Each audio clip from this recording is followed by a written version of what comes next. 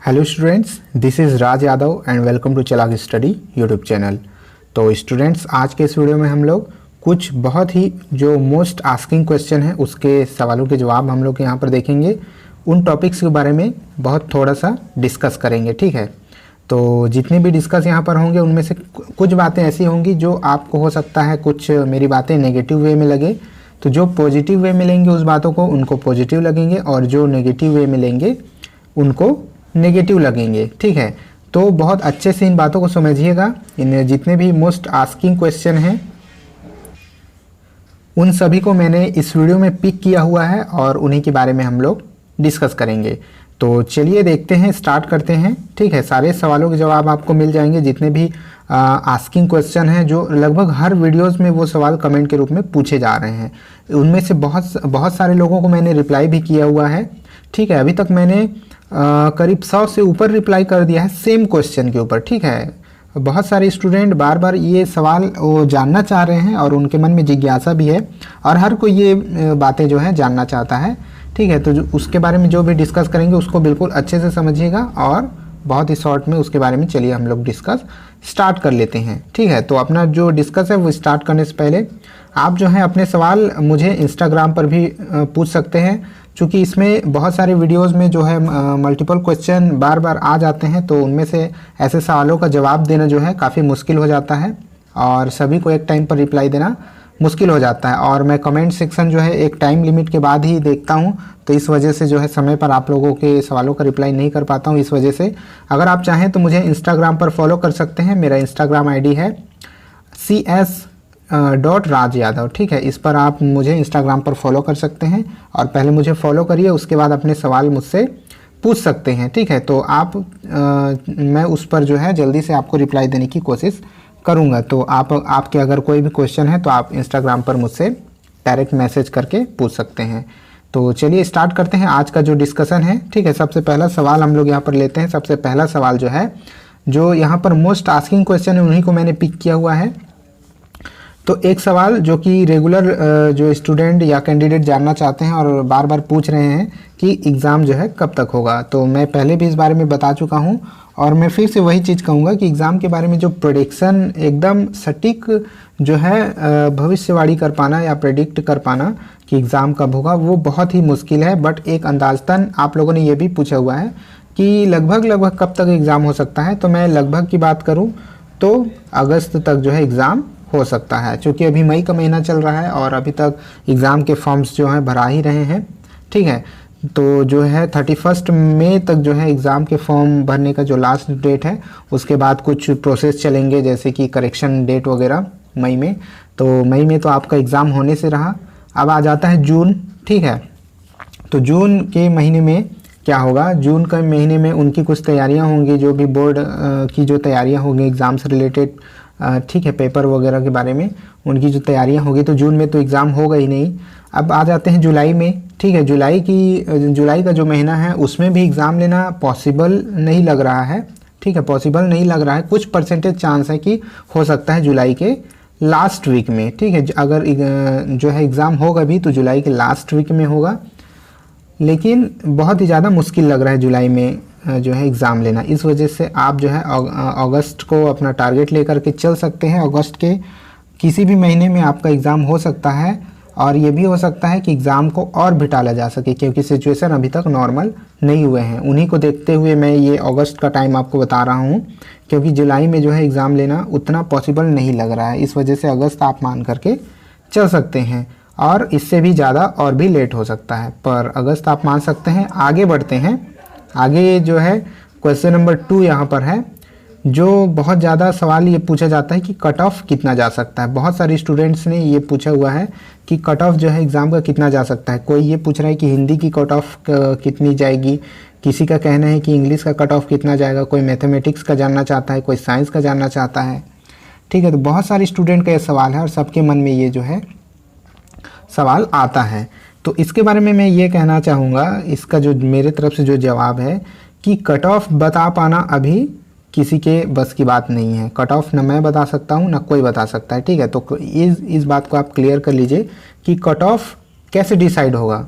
Cut off जो है exam होगा, एग्ज़ाम के पेपर के लेवल को देख करके पेपर सरल है कि कठिन है, पेपर मुश्किल है या आसान है, इस हिसाब से कट ऑफ डिसाइड होता है कि पेपर अगर ज़्यादा सरल आया तो कट ऑफ हाई जा सकता है, अगर पेपर ज़्यादा आसान आया, ठीक है, तो हाई जाएगा, लेकिन अगर मुश्किल आता है तो क्या होता है, कट ऑफ थोड़ा सा कम हो जाता है। और वैसे भी आपके एग्ज़ाम जो है एक ही पाली में तो होंगे नहीं, एक से ज़्यादा पालियों में होंगे, तो नॉर्मलाइजेशन का भी सिस्टम इसमें रखा गया है। तो बहुत सारी बातें जो है नॉर्मलाइजेशन पर भी डिपेंड करती है। तो जो सरल वाले स्टूडेंट हैं, जो कठिन वाले जो स्टूडेंट होंगे जिनकी पालियों में कठिन प्रश्न पूछे जाएंगे, उनके नंबर थोड़े से बढ़ जाते हैं। तो इस हिसाब से जो है कट ऑफ जो है एग्ज़ाम होने के बाद डिसाइड होगा। तो कट ऑफ के बारे में प्रेडिक्ट कर पाना अभी पॉसिबल है ही नहीं, बिल्कुल नामुमकिन है, ठीक है, ये मान के चलिए कि नामुमकिन है। बहुत सारे स्टूडेंट ये कहते हैं कि लगभग बता दीजिए कि कट ऑफ क्या हो सकता है, तो कट ऑफ बता पाना जो है नामुमकिन है, कट ऑफ कोई नहीं बता सकता, क्योंकि एग्ज़ाम के पेपर को किसी ने अभी तक नहीं देखा है। तो ये बात आप अपने मन से निकाल लीजिए कि हम अंदाज़ा भी लगा सकते हैं कि कट ऑफ कितना जा सकता है, उस हिसाब से अपनी तैयारी करें।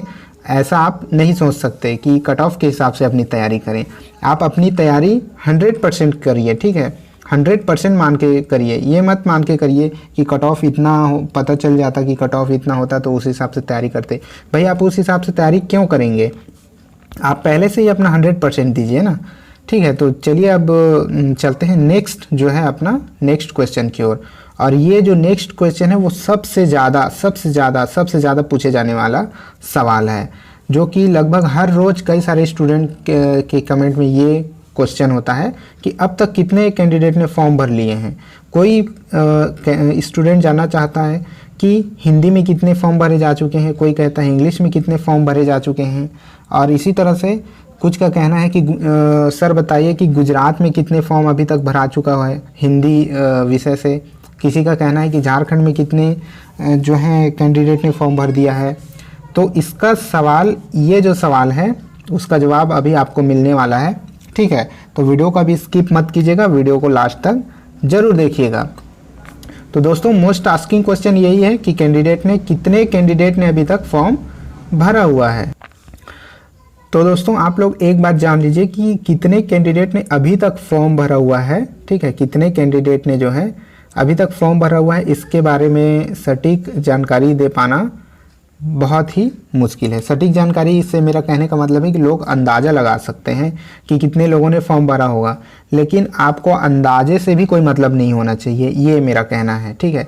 क्योंकि अगर आप लोग 4 लोगों से पूछेंगे तो वो 4 लोग जो है अंदाजे से आपको बता देंगे कि चलिए गुजरात से मान लीजिए मैंने कह दिया कि 10,000 लोगों ने फॉर्म भरा है, तो क्या आप उसकी तैयारी उन 10,000 फॉर्म को सोचकर करेंगे क्या? मान लीजिए कि आपने 10,000 कैंडिडेट के हिसाब से अपनी तैयारी शुरू कर दी कि हाँ चलिए हमको तो 10,000 लोगों को पछाड़ना है, बट बाद में पता चला कि गुजरात से जो है 50,000 लोगों ने फॉर्म भरा है किसी एक पर्टिकुलर सब्जेक्ट के लिए, तब आपका क्या होगा? तो आप जो है इस बारे में सोचना ही छोड़ दीजिए कि कितने लोगों ने फॉर्म भरे हैं, इससे आपको कोई मतलब होना ही नहीं चाहिए कि कितने लोगों ने फॉर्म भरे। आप अपनी तैयारी क्या फॉर्म की संख्या देखकर करेंगे क्या?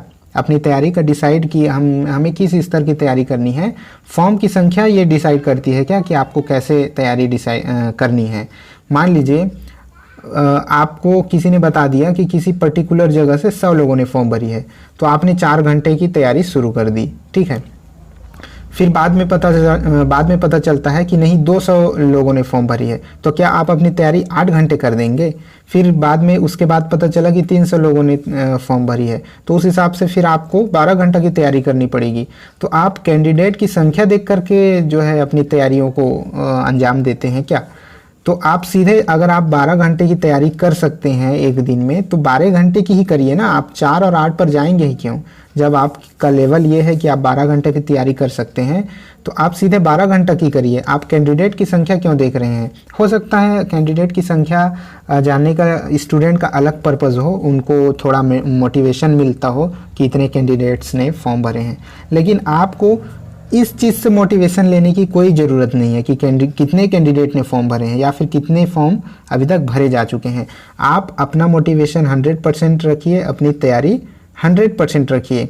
हो सकता है कि आप मोटिवेट होने के बदले जो है डिमोटिवेट ही हो जाएं कि इतने ज़्यादा लोग फॉर्म भर चुके हैं किसी एक जगह से, आपको पता चल जाए कि 1 लाख लोगों ने फॉर्म भर चुका है अभी तक, तो हो सकता है आप मोटिवेट होने के बदले डिमोटिवेट ही हो जाएं कि इतने लोगों को हम कैसे पछाड़ सकते हैं।